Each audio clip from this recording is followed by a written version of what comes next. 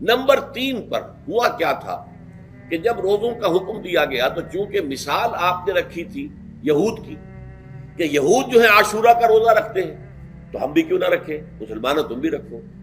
اس سے گمان یہ کیا گیا کہ جو احکام یہود کی شریعت میں ہے روزے کے شاید وہی ہماری شریعت میں بھی ہے، اور ان کی شریعت میں یہ تھا کہ رات کو سو گئے تو روزہ شروع ہو گیا، اور وہ روزہ اب نہ کوئی سحری ہے نہ رات میں کے دوران کوئی میاں اور بیوی جو ہے وہ ہم بستری کر سکتے ہیں، بلکہ یہ کہ وہ روزہ صبح سے لے کر پھر جب رات کے بعد صبح آئے گی، صبح سے پھر دوپہر اور شام اور غروب آفتاب پر جا کر روزہ ختم ہوگا۔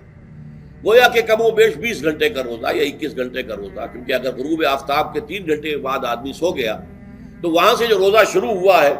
تو غروب آفتاب پر اگلے روز جو ہے وہ ختم ہوگا، تو ہو جائے گا 20-21 گھنٹے کا روزہ۔ یہ روزے کا حکم لوگوں نے سمجھا، اس کی صراحت کوئی نہیں تھی، لیکن لوگ جو ہے چونکہ صراحت منفی بھی نہیں تھی مثبت بھی نہیں تھی، لہذا وہ رات کے وقت میں جب دن ہوتے تھے روزوں کے، ان کی راتوں میں وہ اپنی جو بھی ایک طبعی ضرورت ہے جو ہم بستری ہے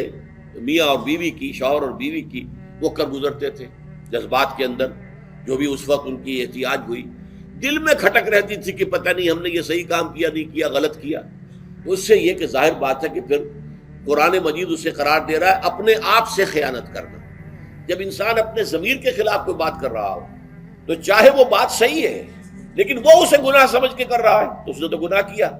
وہ اپنے آپ سے تو خیانت کر رہا ہے۔ ایک شخص ہے وہ بکری کا گوشت کھا رہا ہے لیکن سمجھتا یہ کہ یہ سور کا گوشت ہے، تو اس نے تو سور ہی کا کھایا نا، اس نے بکری کا تو نہیں کھایا، لیکن اس نے سمجھا یہ کہ یہ سور کا گوشت اور کھا رہا ہے۔ تو اس حوالے سے ایک دغدغہ سا دل میں رہتا تھا، پریشانی۔ تو اب جو یہ 5ویں آیت ہے، طویل ترین آیت ہے اس سلسلے کی، اس میں روزے کے تکمیلی احکام آ گئے جو ابدی ہیں، آج تک قائم ہیں اور قیامت تک قائم رہیں گے۔ فرمایا احل لکم لیلۃ الصیام الرفث الی نسائکم، اے مسلمانوں روزے کی راتوں میں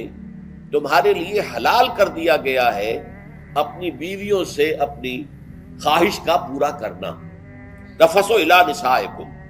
ہن لباس لکم وانتم لباس لہن، وہ تمہارے لیے بمنزلہ لباس ہیں، جیسے لباس کے اور انسان کے بدن کے درمیان کوئی حجاب نہیں ہوتا، ایسے ہی شوہر اور بیوی کے درمیان بھی کوئی حجاب نہیں رہتا۔ ہن لباس لکم وانتم لباس لہن، اور ویسے بھی ایک معنی میں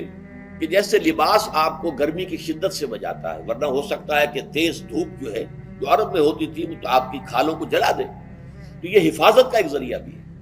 اسی طریقے سے شوہر کے لیے بیوی اپنی عفت و عصمت کو برقرار رکھنے کے لیے ایک ذریعہ ہے کہ کہیں حرام میں منہ نہ مارے، بیوی موجود ہے، حلال ذریعے سے اپنی خواہش پوری کرے۔ اور بیوی کے لیے شوہر اسی طریقے سے ایک ڈھال بن جاتا ہے کہ اسے خام خواہ ادھر ادھر دیکھنے کا کوئی خیال بھی کبھی نہ آئے، اس کی جو بھی نفسانی خواہش ہے اس کی شوہر پورا کر رہا ہے۔ تو اس اعتبار سے بھی ہن لباس لکم وانتم لباس لہن، علم اللہ انکم کنتم تختانون انفسکم،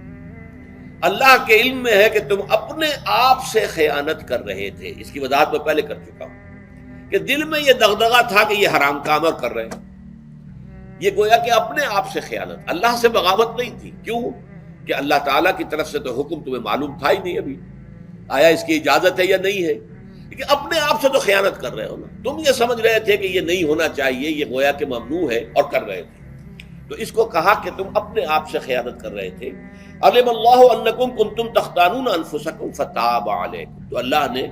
تم پر اپنی رحمت اور مغفرت کے ساتھ توجہ فرمائی، یعنی جو کچھ اب تک ہو چکا ہے اسے اللہ نے معاف کر دیا،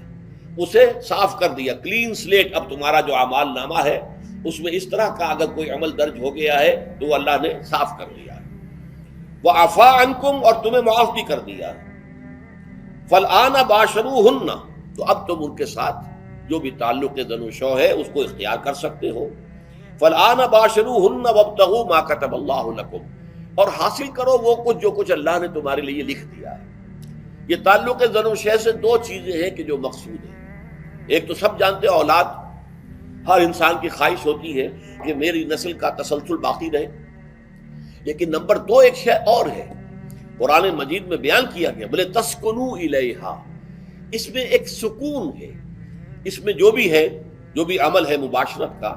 اس میں ایک اعصابی طور پر سکون کی کیفیت انسان کو حاصل ہوتی ہے، تو یہ بھی مطلوب و مقصود ہے۔ تو ما کتب اللہ لکم، تمہارے لیے اللہ نے اس میں ایک تو اولاد کا معاملہ رکھ دیا ہے، اور ایک تمہارے لیے سکون کا، لتسکنوا الیہا،